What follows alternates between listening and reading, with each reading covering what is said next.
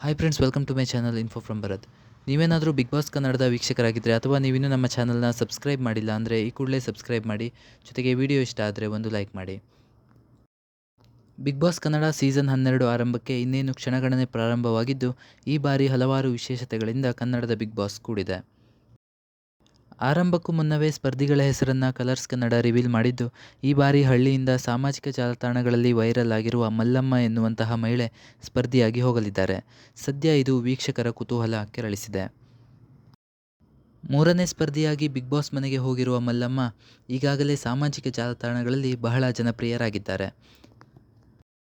ಇದಿಷ್ಟು ಈ ಹೊತ್ತಿನ ಸುದ್ದಿಯಾಗಿದ್ದು, ಬಿಗ್ ಬಾಸ್ ಕುರಿತಿನ ಎಲ್ಲ ಅಪ್ಡೇಟ್ಗೆ ಈಗಲೇ ಸಬ್ಸ್ಕ್ರೈಬ್ ಮಾಡಿ. ಮುಂದಿನ ವಿಡಿಯೋದೊಂದಿಗೆ ಮತ್ತೆ ಸಿಗೋಣ. Thank you.